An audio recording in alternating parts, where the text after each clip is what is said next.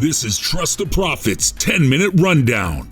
Here's your hosts, El Hombre and The Formula. Welcome to the Trust the Profits 10-Minute Rundown. This is the show where we speak for 15 minutes on 10 minutes worth of topics. I am The Formula, joined by El Hombre. How's it going over there? Going good, man. Thanks. All right. 15 minutes is probably generous, right? Underselling it. Yeah. It was like 20 and 25 the last couple of weeks. I think this week, because there's not a lot going on next week, is going to be easier to keep short. So. We might actually hit our goal. And by the way, while we're talking through that, please hit the subscribe button. We just hit 500 subscribers. Thank you, everyone that's hit the subscribe button so far, but we could use more. So please hit that subscribe button now. And hit the notifications bell. Once you punch the notifications bell in, you'll get notifications every time we put another video up, especially if you're in top 10 lists. And ring the bell. And also, we're putting out free cards once a week, so check that out too. Yes, free cards once a week that we are putting out here on YouTube, so that's part of what you'll be notified about. Have fun with that. So what happened this past week? Let's look back. We had the Arkansas Derby and we had the Lexington Stakes. I think if we go through first things first, we started with Lexington. Is that correct? If we go through the timeline? Yeah, I think so. So it's pretty close, but yeah. Lexington at Keeneland. It was a race that neither one of us were particularly looking forward to. It was only 20 points for the winner, if you're going to talk about Kentucky Derby prep. On top, you had King Fury, followed by Unbridled Honor, and in third place, you had Star in My Dreams. All three of which, I mean, none of the what you could call the chalk or the favorites really factored in at all. Proxy got fourth in this race. If you wanted to look at Swiftsure, who was flying up a lot of people's charts, he got, I think, what looks like seventh place. Yeah, seventh place, and then Bezos. Bezos is Bezos. What a bust! That was supposed to be this year's charlatan, and no, it really just wasn't. I never has impressed, and I think, that was like supposed to be Baffert's savior, and he needs one right now too, by the way. But yeah, agreed. There was really no big names. I think the biggest name by far was Proxy, and I think he went up as the favorite, around 6-5. Swiftsure was slightly more favored in that race. It was close. It was close though, very close. It was the two of them, and yeah, you thought maybe Proxy had a chance, but you knew the field was open, right? You knew that this was. There was no standouts in this one to me. No, I don't think anybody else either. Obviously, the betting public was all over the place, and King Fury on top. I don't know what the odds. I want to say 12-1 maybe or so. I mean, it was not.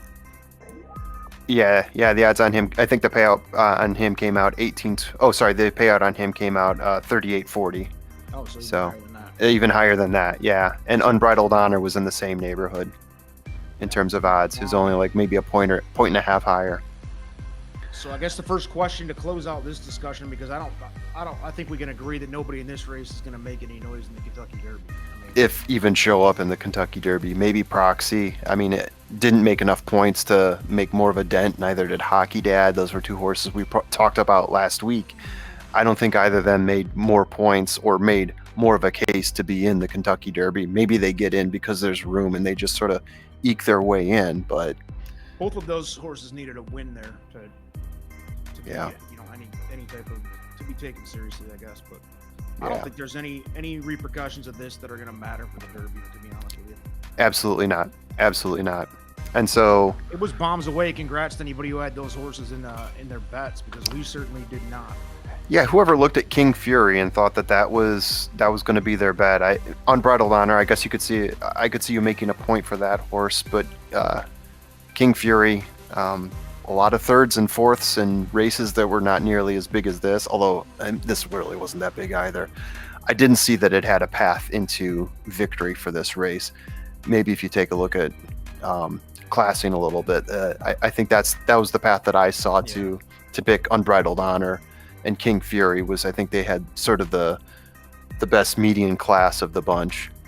I kind of described that race there as a kind of a last chance qualifier for a lot of the horses that needed a last chance to get some points. And like you mentioned, Hockey Dad and Proxy were the two that had the shot, and then neither of them hit the top 3, top 2. Yeah.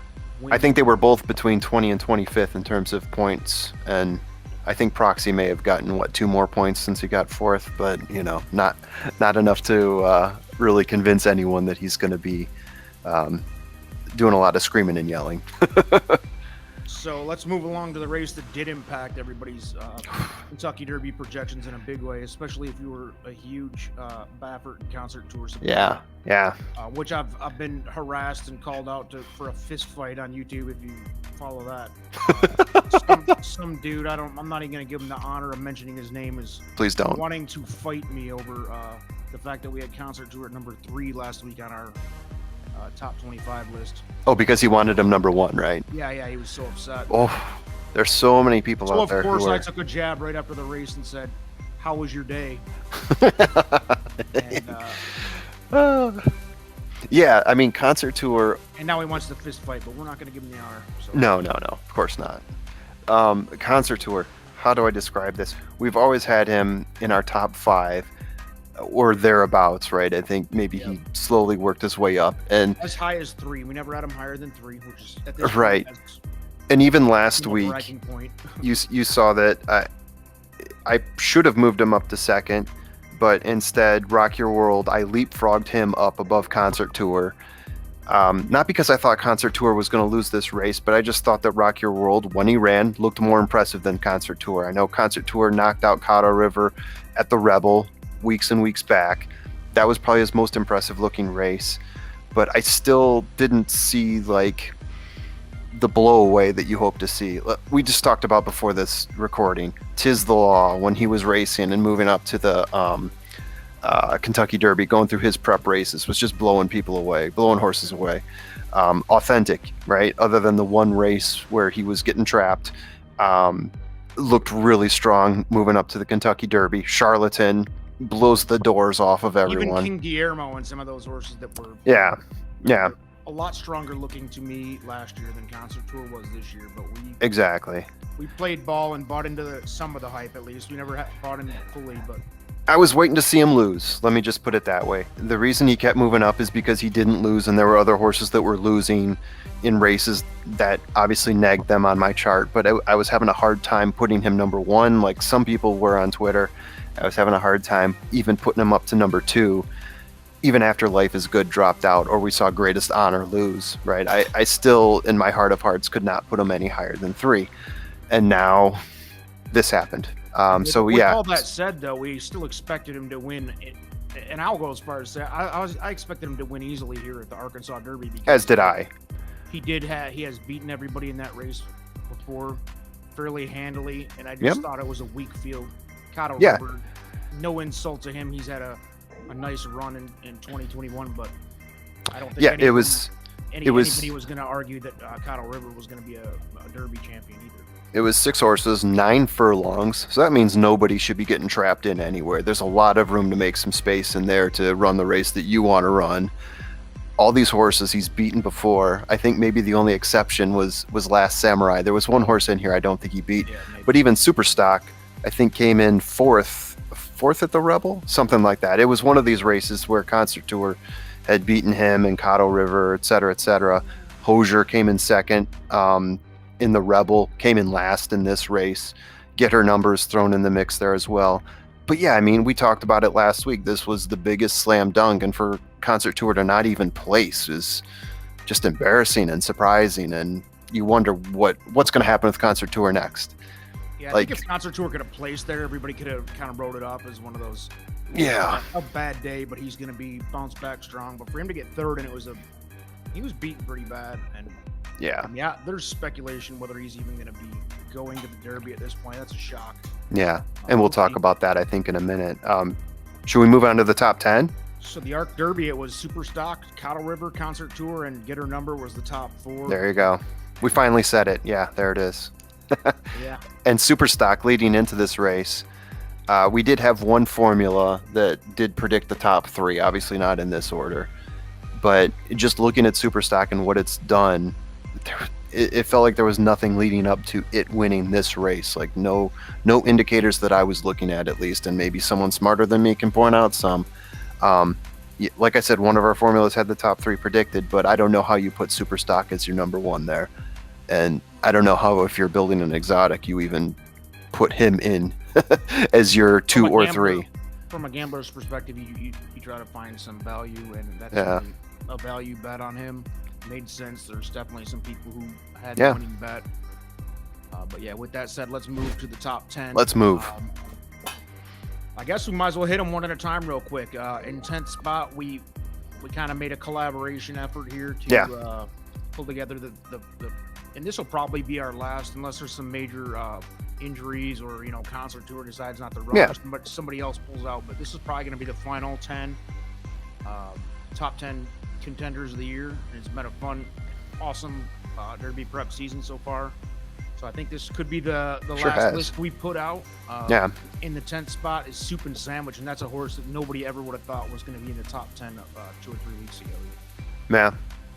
Had some good showings, and then finally second place in the Florida Derby, and looked pretty impressive in a second place. I mean, impressive enough to put in second place, right? Known Agenda ran a really strong race, so to finish second to Known Agenda in that race was good enough for 10th at least. I mean, once you're getting down to 10, it's pretty nitty and gritty. So 9th, we have the Palace Malice joint, Like the King, that really is untested. Won the Jeff Ruby Stakes. Yeah. impressively. DVD, Van Dyke, going to be on Yep. that mount. Can Wesley this horse Ward. make- That's can the this Wesley horse Ward hit the one. board? Can this horse win or hit the board in the Kentucky Derby? I don't know. It's not one that I've really. I mean, the Jeff Ruby Stakes. I didn't put a lot of emphasis on that one. Like the King winning, definitely a surprise to me. I guess so. Again, we haven't run this through the formula yet, so I don't have what our formula predictions will be. I'm not looking at Like the King, though. Not right now. Maybe when I run it through the formula, I'll see something I didn't see before. But right now, I'm thinking no. Now we'll do number 7 and 8 together since they're both Baffer's.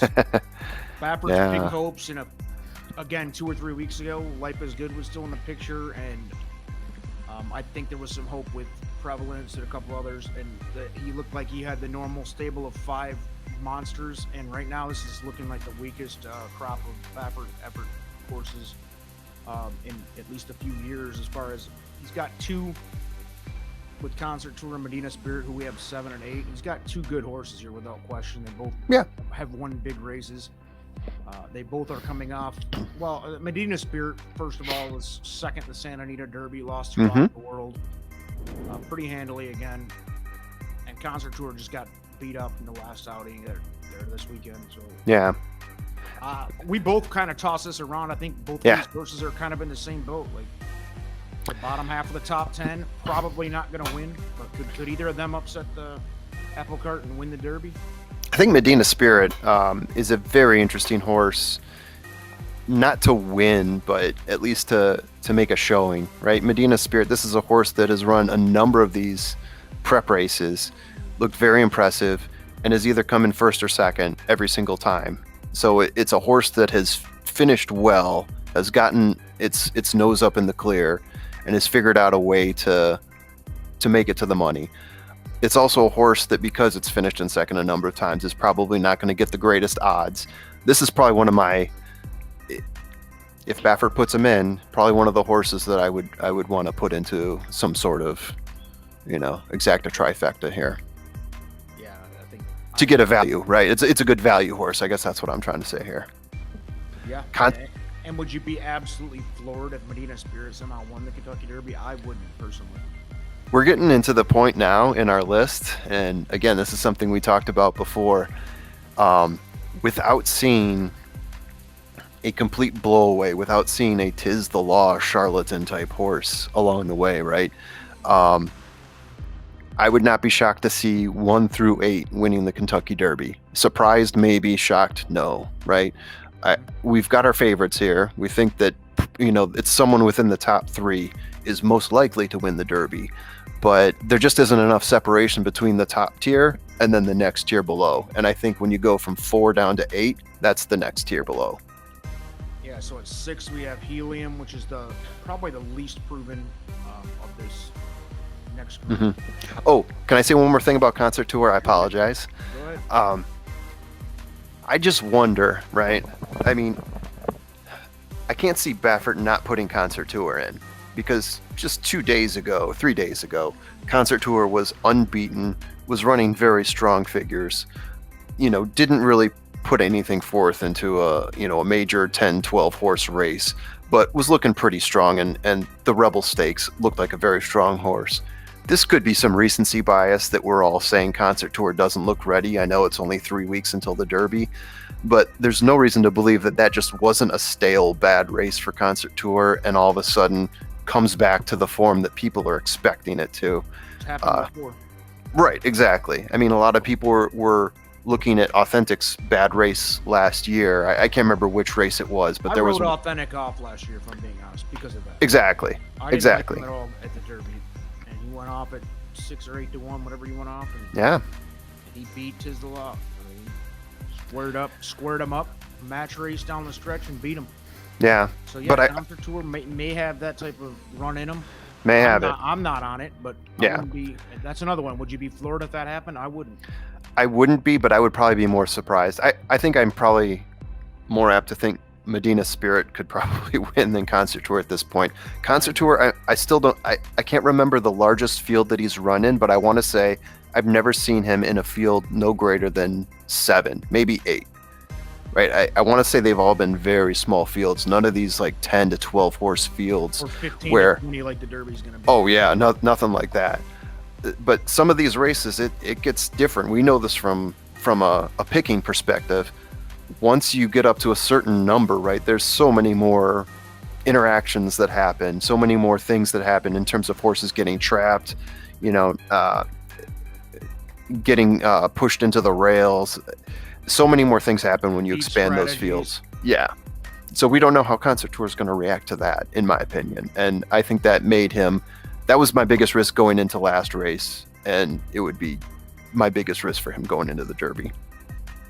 So with number 6 Helium, my big contention with him is he won the Tampa Bay Derby. Yeah. Florida was a fairly weak scene in general. Right. Tampa Bay being the weaker of the two. Big races. I'm talking about the Florida Derby and Tampa Bay Derby. Helium won going away pretty easily. Does he have a shot again? Let's hit the would you be floored question again. I wouldn't. Oh, I would love to see Helium win. Yeah. I think like you said, 1 through 8 here would not cause any waves through the industry. But I will say, to me, there's a big drop off after number 5 on our list. Between 5 and 6 is where the big drop off. And generally, I would be surprised if anybody below 5. Me personally. Right. So I wanted to put Helium as number 5. Yeah. And you wanted the next horse as number 5 and Helium at number 6. And I totally understood your point. When I look at the field, and he ran, I think, in a 12-horse field for Tampa Bay. Yeah, 12-horse field, which was one of the things I liked. But who did he beat? He beat Hidden Stash, Moonlight Strike, Unbridled Honor, who just took second in the Lexington, right? You start going down the list. Super Strong, Candyman Rocket was already fading at that point. Not super impressive in terms of the field, but it was a wide field. He was able to get in front eventually and win. So that's what I liked about Helium. Hot Rod Charlie, to compare the two, he won the Louisiana Derby. I thought it was a much stronger field than Helium faced. Still won easily, surprisingly. Midnight Bourbon and a couple other top tier horses in that race, and he walked away down the stretch. I don't know. I think we've got him at number 5. I could easily see him going as high as number 2 on my list personally. Again, this was kind of a combination of our 2 lists. Yeah. So we did have some slight differences, and probably the biggest one was Hot Rod Charlie. I think I've got him a little higher than. And I totally respect what you said in terms of the field that he beat. It was a smaller field. It was 8 horses, but Midnight Bourbon, Obezos, Proxy, Star in My Dreams, Mandaloun, Run Classic was in there as well.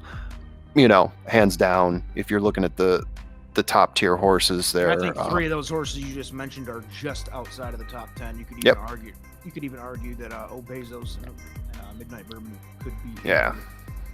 you take the likes of Concert Tour out. So with that, number 5, Hot Rod Charlie's been nothing but a winner. Another horse that's never off the podium. He's always going to be in the top 2 or 3. Yep. I love him as a exotic horse in the Derby. Oh yeah, yeah. That would not be a surprise. Already did it in breeders. Yeah. Next up, number 3, Highly Motivated. Second place in the Bluegrass and was like a heartbeat away from Essential Quality, who's our number 1. And I was there in person and on the edge of my seat on that race because I had all my $2 million worth of bets single on Essential Quality, watching Highly Motivated challenge him as they ran by me like 50 yards short of the finish line. And I'm like, I am still not sure, 50 yards short of the finish line, whether EQ had it or not. Right. Oh yeah. EQ passed him up. It was awesome. I again, with a slight variance in our 2 lists, I had Highly Motivated at number 2. Only because I think EQ and him ran so close there. And I think that's the 2 best horses in the country. And I think we both had Known Agenda at 4, right? Yeah. Known Agenda. And Pletcher's heating up at the right time as well. Absolutely. Yeah. But number 2 is a big mystery. Before his last outing, when he went out and beat the Santa Anita Derby soundly, Rock Your World. And I know you're a little higher on him than I am, which understandably, the horse is a beast. I love Rispoli. Go ahead. Yeah, I mean, Rock Your World. So broke his maiden on the first of the year this year in Santa Anita, and then ran 2 great races before he got up to the Santa Anita Derby, right? 2 first-place finishes. The way he finished in Santa Anita was extremely strong. I think he's the only other horse other than Life is Good to run a 100-plus buyer. What else can you say about Rock Your World? It just, like you said, he kind of came out of nowhere. He wasn't one of the big Pletcher horses. He wasn't one of the big Baffert horses that, you see coming out there. He sort of took people by surprise. He took me by surprise. But once I started watching the races and once I saw the Santa Anita Derby and how he just handled that field and closed out at the end, that was what really impressed me. We talked about Charlatan, right? How Charlatan would just completely wire a field and leave him like lengths and lengths behind. Yeah, it would be over at the top of the stretch with Charlatan. Yeah, exactly. Rock Your World, what I liked is that at the very end, he was putting distance between himself and the other horses in those races that I saw. It wasn't, a 1 length or 2 length. It was considerable distance. And I like the jockey. I like the trainer. I think that what I saw from him, I like better than Concert Tour. That's why he was my number 2. But I can't put him above Essential Quality at this point in terms of whether I think he's going to win or not. Essential Quality, right? By this point, I can't pull out the Life is Good card. Essential Quality's been there since the Breeders' Cup, right? What else can you say? The only horse that was even knocking on the door for me was Life is Good, and I know for you right. had Life is Good from the start, and I think I did. After we saw Life is Good in his last run before he went off the trail, he had me thinking, and that's the only horse that had me had me thinking about Essential Quality not being number 1. Once he went out, Essential Quality is number 1. Saez and Cox are just on fire. The Tappet horses are on fire. Yeah. I would go ahead and pull get your student loan on your kids, refund all that. Yeah. Get everything out. Get some personal loans from every bank that you can. I want you to go pawn your kids' most beloved items. Just jam it in. I know he's 7-2 on the last futures bets, and he's probably going to go off in the Derby around 2-1. Yeah. 7-2 seems like a steal right now, by the way. 7-2, man. If you could tell me I could get that right now, I would just hammer it. Yeah. I'd put my kids up for adoption if it would get, whatever it would take to get me some money. You know what I'm saying? But no, it's an easy bet right now. And again, would we be shocked if he didn't win? No. Right. But it seems like I think you got Essential Quality, and then I think you have, for me, 2 through 5. And then I think there's a big drop to 6 through 10 there. Yeah. But I've got 1 through 3, and then 4 through 8. And then there's the drop off. That's the tier for me. I think those top 3, Essential Quality is the 1A, but those top 3, we saw how close Highly Motivated was to Essential Quality in the last race. You saw up close how close it was. Yeah. I think Rock Your World can put himself in that spot at the end. It's just who's got that last bit of juice to nose it out. I think you're underselling HRC, baby. Hot Rod Charlie's gonna maybe pull the upset here. But we'll let everybody else decide for themselves on that one. Yeah. It's gonna be fun. We got what, two and a half weeks before the Derby goes off.